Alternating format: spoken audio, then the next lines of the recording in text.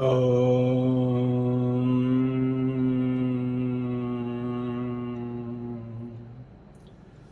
Asato Ma Satgamaya Tamaso Ma Jyotirgamaya Mrityurma Amritam Gamaya. Om Shanti Shanti Shanti. Divine Mother, hold our hand, take us across. Divine Mother, God and the Guru, from unreal to real, from darkness of ignorance to light of wisdom.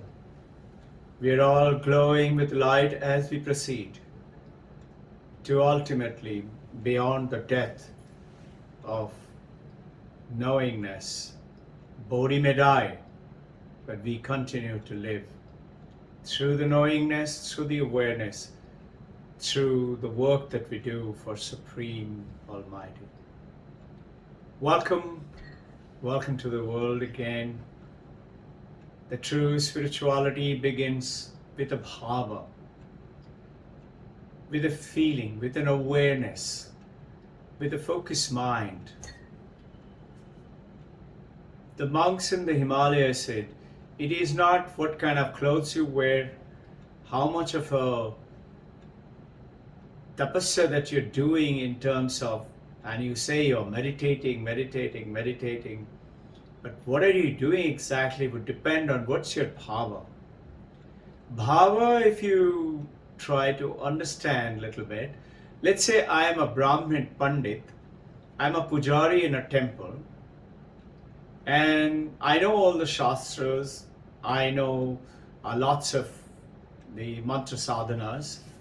I'm pretty good with the books and reading them and making meaning.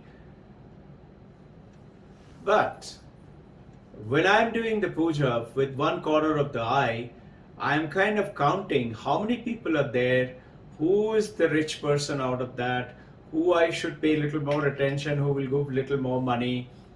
And my bhava is, if I earn more money today, then I would be able to put up maybe a roof in my house because the rainy season is going to come, or I might be able to put my son in an English medium school. So now the bhava is of samsara, of a householder, not truly of the God and the religion and the practices of attaining as a service to Lord. Obviously, I will get what I have in my mind, and that is samsara. There was a young boy who is to go down to Jairambati, where Holy Mother Sharada's birthplace, and he used to go to that temple with his father. Father was there for sweeping the floor of the outside the temple, and the young boy also used to sweep. And he is narrating that I used to watch that the Holy Mother Sharada, the Guru Mother of Vivekananda, the holy consort of Paramahamsa Ramakrishna, used to be sitting there, and lots of people from all over, foreign countries, from Calcutta, they used to come down in cars to meet him. Very senior monks will come down and do pranam, listen to her, attain great absorption, samadhi. So one day, this young boy, when mother was alone sitting there, he picked up the courage and went and said, Mother, won't I get anything? So mother smiled and said, of course you will get. All you do is whatever you're doing, you keep doing that, thinking of God and service, you will get everything. This boy, when he grew old, when he was about 75, 78 years of age, all the monks in that ashram were They all had seen him sweeping. They were all brahmachari, became monk, became senior monk. So once the senior head of the monk found in Jairambati, Kamarpukur, Ramakrishna Paramahamsa's birthplace, Jairambati, Holy Mother Sharda's birthplace. And the senior monk, he found that naturally the old monk, 78 years old, pretty old, finding it difficult. So he went and said, "Dear Baba meaning in Bengali father figure, you don't need to come anymore. You've done enough service for the mother and this temple. We will send you whatever little money you were supposed to be getting, we'll send it to your home. You continue to stay at home." Notice the bhava. This sweeper, old 78, practicing for must be 50, 60 years. He said, "No, sir, you cannot do that." And then he explained, "This is what mother had told me. I'm not working here for this money. I'm working here because mother had told me, keep on doing what you're doing, thinking of God. I'm doing because mother had told me." And he continued 2-3 years more, and then must be around 80s or so. One day they found that the daughter of the old sweeper coming and sweeping. So naturally the Maharaj went down and asked her, "What happened to your father?" He said, "He is too old now. He couldn't get up from the bed." So the Maharajas and all went to meet him in his little house, and he was very pleased. And he goes on to say, within a few days, he left his body, and they had the report that just before he left his body, he half rose and said, "Mother, you have come, you have not forgotten me." This is bhava. He was in the householder, served as a householder, but his work always lived with thinking about God. So as the human race today, we have, as per Vedanta, 4 steps. The first lakshana, our target, is kama, enjoyment of sensual pleasure. Second is artha.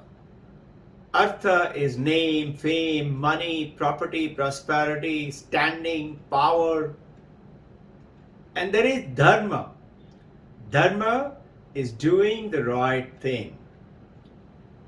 Being, if I'm a good person, but I don't have to be spiritual. But if I'm spiritual, I have to be a good person. A spiritual person cannot be a bad person. A good person is a good person, but he doesn't have to be spiritual. But dharma means I'm spiritual, automatically I'm a good person. And the fourth one is moksha, an intense desire. Mokshattam, want to get liberated. I understand this is not what I want. I want something else. This is the world over. Kama, artha, dharma, moksha. Obviously, the fact that we are together, we are talking and we are listening and we are writing, all of us have. But in India mostly, and the spiritual, we say it the other way. Dharma, artha, kama, moksha. That is, first comes being spiritual in India. Bharat. Bha is Brahma Jyoti. Rata is those who are immersed in it. This is the bhava. So first is dharma. And being spiritually right, doing earning of the money, artha. And then whatever little bit of sensual pleasures, I'm going ahead. I'm not renouncing. I'm not going into the mountain. Swami Vivekananda says, those who plunge headlong into the samsara and goes ahead and enjoy dharma, artha, kama, they have missed the boat. And those who leave the samsara, renounce and go off to the mountains and want to live there and die trying to do meditation and attain oneness with God, have also missed the boat. So what is the way? He said, divinize your life right now. Whatever you're doing, just like the old sweeper, whatever he did it with the feeling of the spirituality. This is the bhava. This is what in Bharat we do. Dharma, artha, kama, and then realize this is not it. And we generally going towards old age, 50, 60. Oh mom, you are no more fun. Your 16-year-old, 15-year-old daughters and sons are saying, you may be 50, 60 because you've had those parties and the fun and you're not finding it so more. You find the conversation very boring. And the great leader, spiritual leader says, thank God, this is goodness and discharge of the bad rubbish that it has gone from you. But why, at an old age when the body is old, mind is tattered, thinking about this sickness and that sickness, at that time start to do that dharma and moksha. Start right now, today. This is the time. Recollecting our journey towards the dharma, towards the moksha, mumukshattam. It is the training of the mind. You have to train the mind to get that bhava state so that all the time, like a toothache, like a compass needle, all the time the needle is pointing towards one direction, whatever we do throughout the day. So before, everybody wants to go for meditation, meditation, meditation. Everybody says meditation is no problem. But if I ask for physical limits, like I ask you that, would you be able to pick up 200 kg weight? You say 200 kg? Oh no, I am not in shape. If I say, would you like to go for a 30 kilometers marathon? You say, no, I haven't done running for a long time. Maybe 1 kilometer, 2 kilometer, okay. We know about our limits for physical limits. But if I say, let's sit down for 30 minutes meditation, or how long are you doing meditation? I'm very comfortable for 1 hour of meditation. Be very careful. Be your absolute with the clarity. If you're getting it absolutely spotlessly without movement, divine grace is showering upon you. Your lock is opened. And I think we are all really wanting to do that. We are jealous, but we are praying that everybody attains this as quick as possible from our group and from anywhere in the world. Towards that, we talked about those 10 steps before we sit for meditation. In very brief, always follow regularity. Don't forget the time, at one time, and 2 times a day at least, morning and evening. These days particularly, the COVID-19 has created a lot of opportunity for, staying at home and working, and you could easily convert it to 3 times a day, at 12 noon maybe. And then is the place, one asana. Don't allow any other. The 4th is the thoughts, like the compass needle, all the time directing the mind towards one thought. That one. Other things of the samsara are zeros. And you soon realize, what is zero? Anything which has got dimensions, is composite structure, will deteriorate. Our body, our flesh, our bone, or the wood, the furniture, the house, everything is going towards degeneration because it is made of composite structure. but not forgetting at any time I'm an Advaita Vedantist and I am Atman Brahman. I am the awareness. Prajnana Brahman Mahavakyas, that awareness is Brahman. Brahman is vast. Prajnanam is vast. Another name of Brahman is Ishvara. Remember? Taittiriya Upanishad, Satyam Jnanam Anantam Brahman. And going on to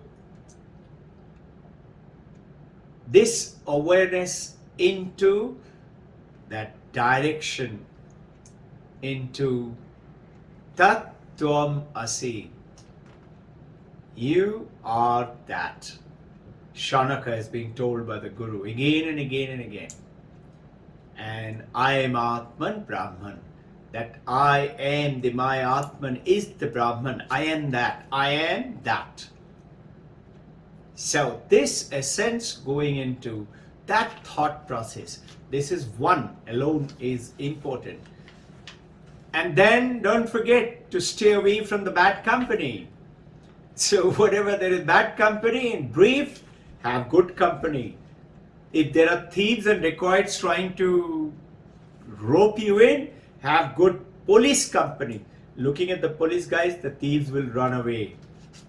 And then look at thinking about all the time from that good thought to asceticism, tapasya. Buddha did tapasya for 8 years, absolute staying with such hardship, control. You don't have to go run off like Buddha to the forest or to the mountain. Staying at home, whatever you're doing, remove, just bring a balance. Whatever you think is okay, maybe moderate it little bit and little bit and little bit. I know a monk in Ramakrishna Mission, Pune. He was 97 kg of weight. Very jovial, beautiful, great singer. And a very nice person. And after this little bit of gap, I happened to meet him almost 8-9 months later. And I saw, my God, he's become something like 50 kgs of weight. And he said, I lost 40 kgs. I said, how? And he had diabetic problem because of that overweight. Everything is gone. He said, all vanished. This is tapasya. Slouching, sitting with a back hunched up. Or, I'm feeling sleepy, let me go and sleep for a while. These days, COVID-19. Now, splash water in your face and say, come on, let me do something. Let me read something. Let me write something. From there, going into the places of straight, come to the presence of God. Remove your shoes. Remove the chappal. Remove. I'm a man, I'm a woman, I'm a mother, I'm a father, I'm a boy, I'm a girl, I'm a professional. I have this work, I have that chore, I have this work to do. Remove everything. And sit absolutely with your awareness. Not naked body. That's a body. Again, you're holding on to the body as I. No, just awareness. I'm the awareness in the presence of God, which is awareness. And going into an yearning for God. God, just Ramakrishna, Vivekananda, Jesus Christ, Paramahansa, Mahavir Jain, Buddha. Unless Buddha said, I see, I realize I shall not get up from this seat. We can think of it, practice a little bit. And with this, going into that status called have a bhava. I'm just revising those 10 steps. Have that bhava. Remember that sweeper, even a sweeper's bhava was much more purifying. And 10th point, before you sit for meditation, have holy company. Good company. Holy company can be see the holiness in your wife, holiness in your husband, in your parent, in your children, in your friends. See the goodness, stop finding the fault. Now with this background, today what we are going to do is to cover up next what? Getting into that, attaining that spirituality. So Shankaracharya, about 1400 years ago, he wrote down this book, Aparukshanubhuti. We have gone over this some time back. Many of you may remember, many of you may have forgotten.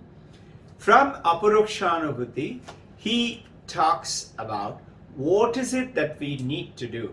Understand this, the differences between the yoga and Vedanta. We again and again come back to it, again and again understanding. In yoga, you have to do something. In Vedanta, it is not doing, it is being aware. We'll come to this understanding more and more with clarity. And in Aparukshanubhuti, he's talking about Mimi.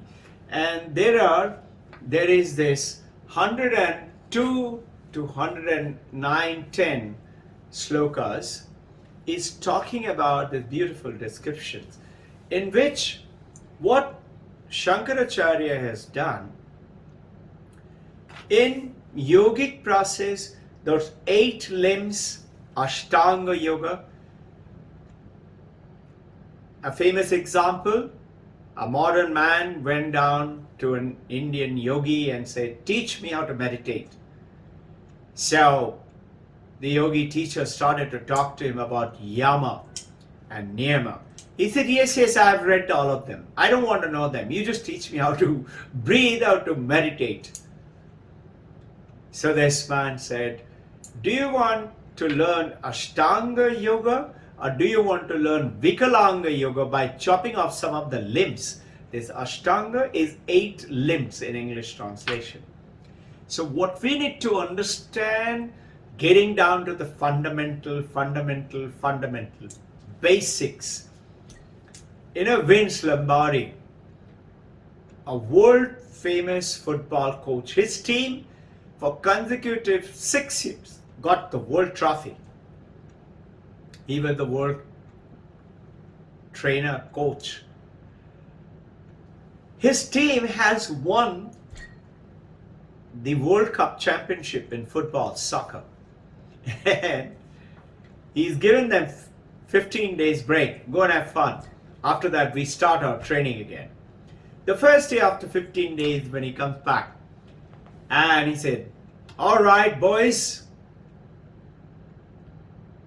let's get down to the fundamentals. This is a football, soccer. And can you imagine the world champs and saying, oh, Vince, again you are. He said, don't forget the fundamentals. So the fundamentals of Ashtanga Yoga as per Patanjali Yoga Sutra are Ayama, Niyama, Asana, Pranayama, Pratyahara, Dharana, Dhyana, Samadhi. 8. What Shankaracharya has done, he has taken each one of those 8 limbs and has added 7 more and made it total of 15. We'll go over them a little bit today.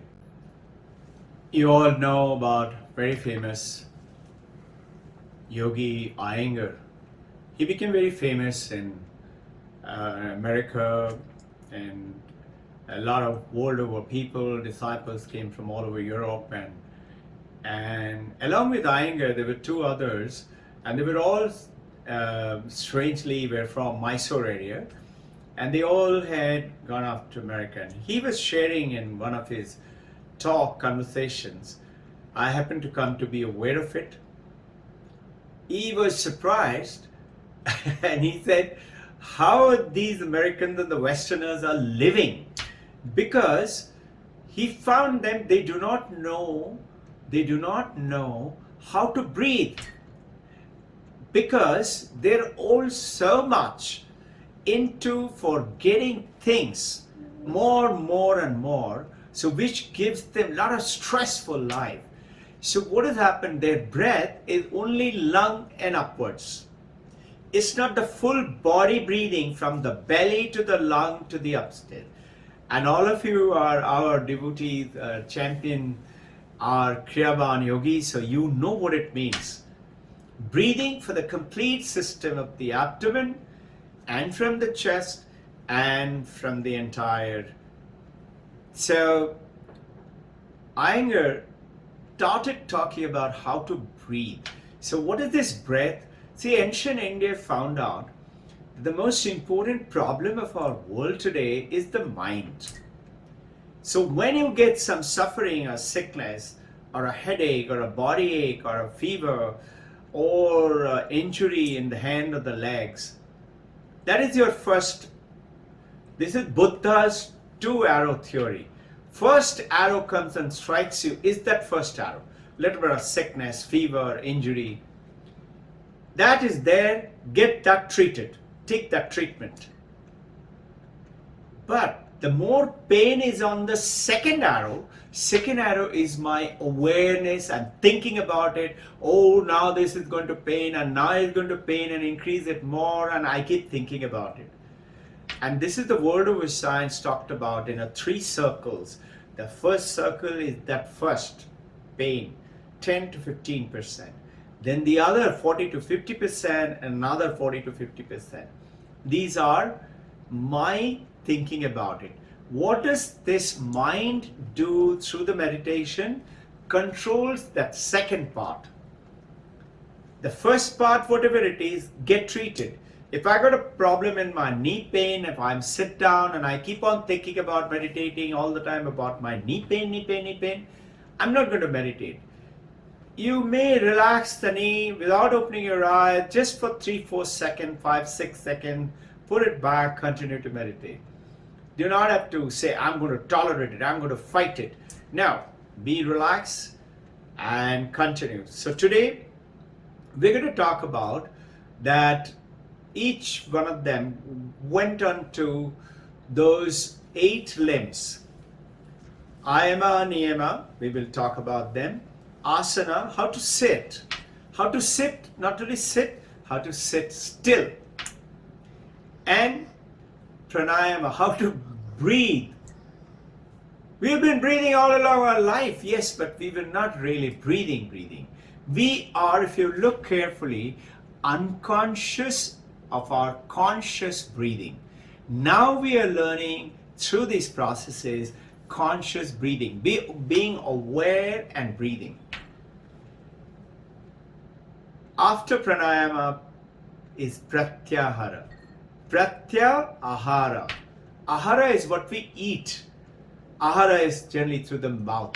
Not only that, as per yogic process, Patanjali Yoga is talking about whatever you get through the 5 senses. You listen, you watch, you eat, you smell, everything is. So pratyahara. Instead of taking it inside, you refrain from, and instead of, you can close your eyes, but you cannot close your ear and nose and mouth, but you can close the mind, detach the senses. Pratyahara dharana. Dharana is vritti.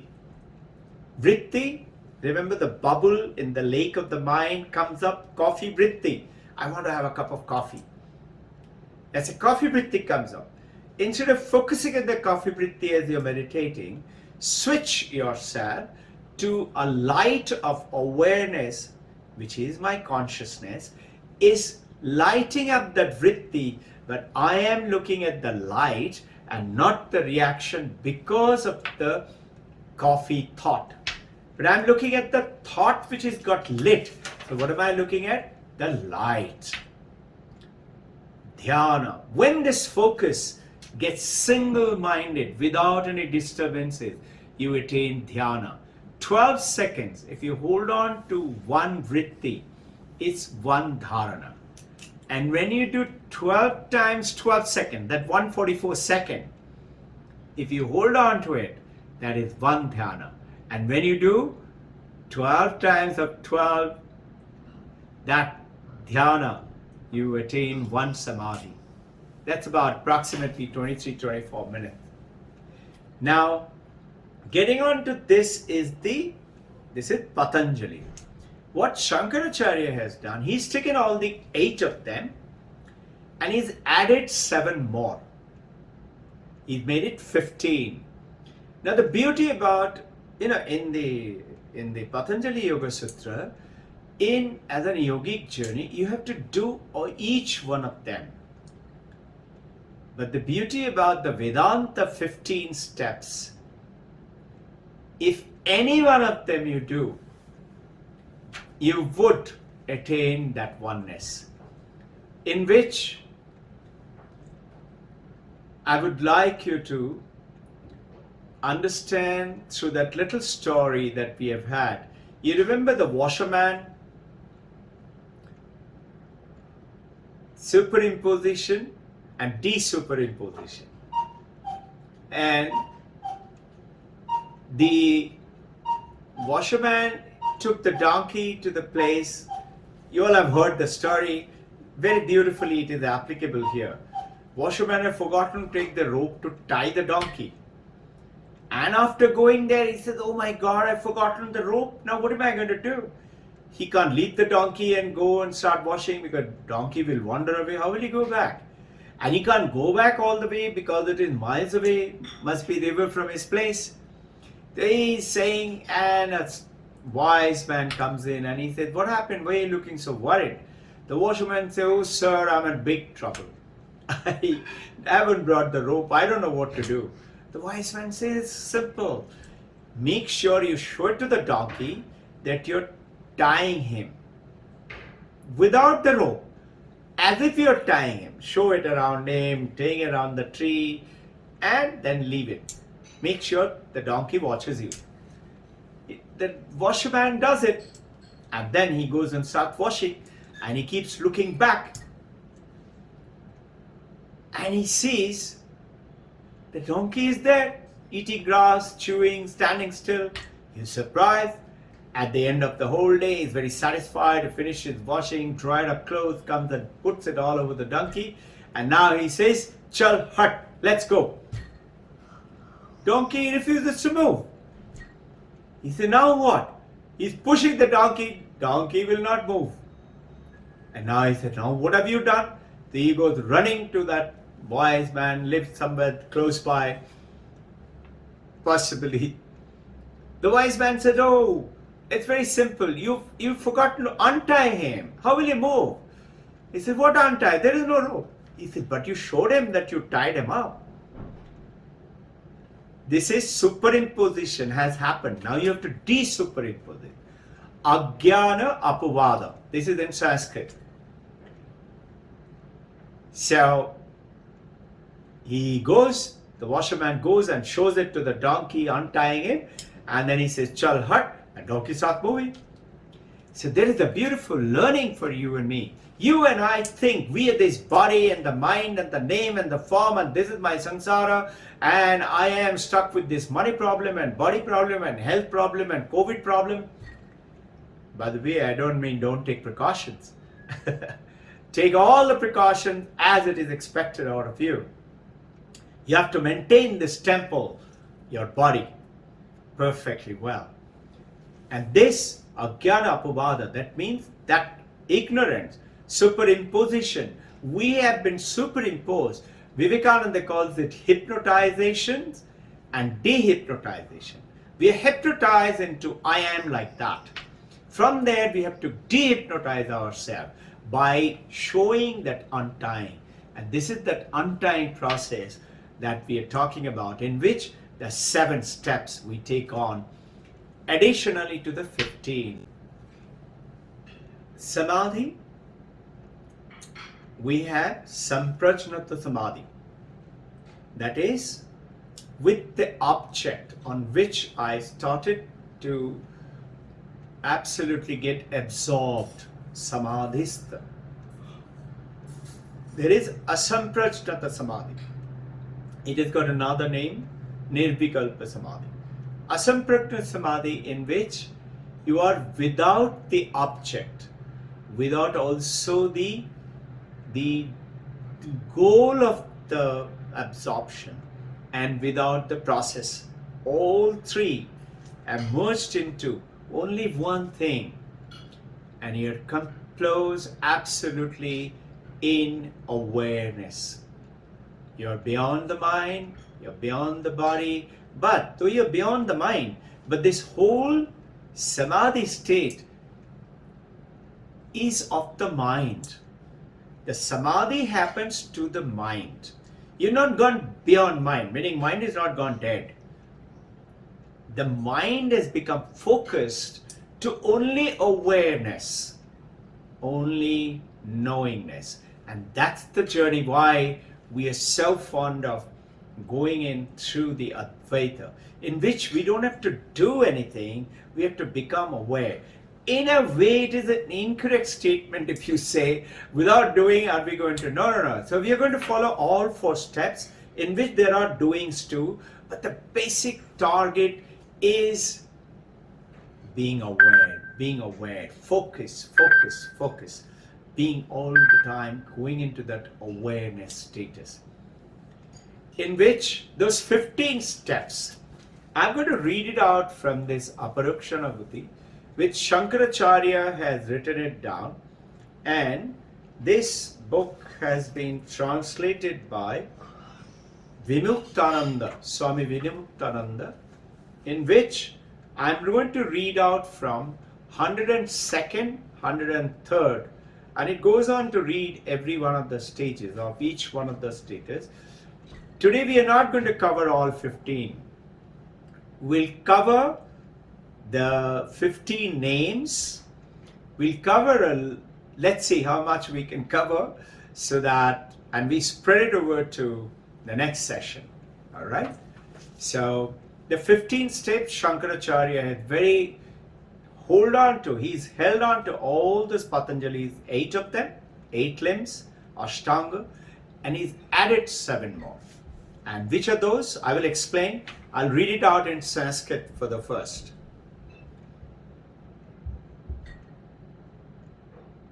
Yamo hi niyamastego maunam deshakshakalata asanam mulabandhakshak deha sandhya cha drikstitihi pranasamyandhanam shaiva pratyaharaksha atmagyana samadhiksha pratyanya jnanim vikramata.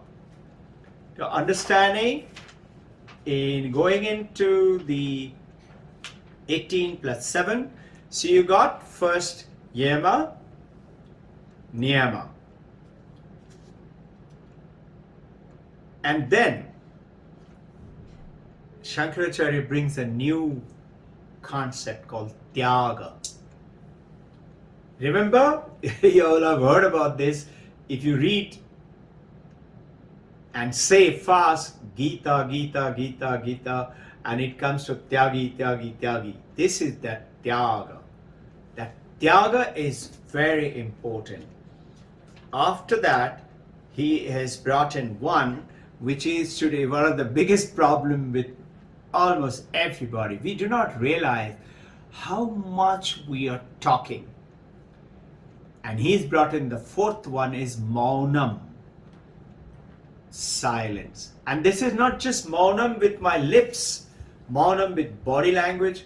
There was a monk, he took on maunam. In a maunam,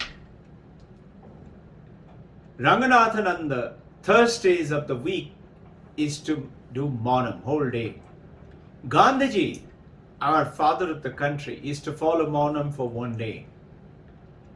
Many have followed this. There are many monks, but this maunam should not be a forcible maunam.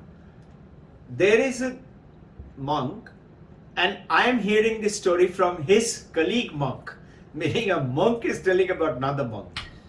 And this senior monk who was observing maunam, and this junior monk, he was that time just brahmachari becoming a monk, so he was sharing with the monk in the same room. And he says, whole day he never would speak. But at night, when he goes up to sleep, the young monk says, all I heard whole night, he kept on talking. The next morning, when the young monk says, Maharaj, whole night you were talking. And this monk who was actually observing Maunam during the day, he said, not possible. So this is forcible, this is blocked up, it will burst out. No, you do it gently, enjoy observing Maunam, have a smile. And it doesn't mean I can't do this, I can't do that. Yeah, do it gently, observe it. There was another monk who was for 12 years, he observed, and he was from, by the way, Ramakrishna order. 12 years he did not speak at all. After 12 years, as a monk, he chose to now start talking. And the other monks are saying, oh boy, and would he talk? He would talk, and not just talk about religion or good things. He would talk about why is that and why is that, why aren't you doing this, stop doing this. And not only that, the younger monks say, this old senior monk, 12 years he was Maunam, so must be before that also, he has been a monk. He decided to go around India. And the monks are saying, they're very honest people, and jokingly, we are good friends. He's like, oh boy, we were all scared. Oh, that monk is going to come. We were all wanting to avoid him because he's going to visit your ashrama now and he's going to talk and point out various things in this monk. That is not Maunam. So we'll go on to those processes. After the Maunam, the third object which Shankaracharya is bringing about is desa, is place. And then kala, samaya. We'll go over each one of them. Maybe not today. And then asana. So what are these? Let's look at them again. Yama, niyama, tyaga, maunam, desa, place, and kala, samay, asana, sitting posture, and then mula sangataram, mula bandham. We'll describe this when the time comes in, and deha samyanam. This is nothing else but how to sit properly, and then coming into driksthitihi, where to focus the eye. With the eyes closed, how am I focusing? And then prana sangadatam, which is pranayam. And then he goes ahead in pratyahara, dharana, and then dhyana, in which today atma dhyanam and samadhi. These are 15. Run over it once again. You're starting with yama and niyama, then he brings in a new one called tyaga, and another fourth one is talk about maunam, silence, desa, place, talking about kala, samay, and then talking about asana, sitting posture, mula bandha, then deha sammanam, and then goes on to driksthitihi, how to focus the eye, and prana sangadanam, and that is the breath, the breathing, and then go into pratyahara, how to withdraw from the senses, dharana, how to focus, atma dhyanam, going into dhyanam, and samadhistam. These are the steps. Now, what we do, we'll deal with one today, yama, and then we'll close it for today. And we'll take the rest of them as we go along, and little more will be revision. 15 steps, most of us will say, what were those ones again? We will cover them. And In any case, you are having the recordings, go over it again and again. It should be good to know and practice. Practicing will come automatically, don't worry about it. So in the yama, first is ahimsa. Mahatma Gandhi, famous Jainas, Buddhists, ahimsa. Second is satyam. Sat. Sat is the essence of the existence. Existence, satyam. Remember, sat, chit, ananda. Satyam, Jnanam, Anantam, Brahman. So Sat is the most essential. Paramahansa Ramakrishna says that truth alone is the godliness. Satyam. Then comes Brahmacharya. You know, the independence movement time, Gandhiji is to follow all these principles in his ashram. So, ahimsa, all the politicians who all had joined with Gandhi, they all wanted it. They all liked it. But when it came to brahmacharya, that is abstinence from the essence of the essence of not going in for karma, that many of them were married people and all that, and they all did not believe in it. Gandhiji is writing in one place that if only these friends of my colleagues will understand, you cannot practice yama only by ahimsa. If you say, I will do ahimsa but I will tell lies, it's not going to work.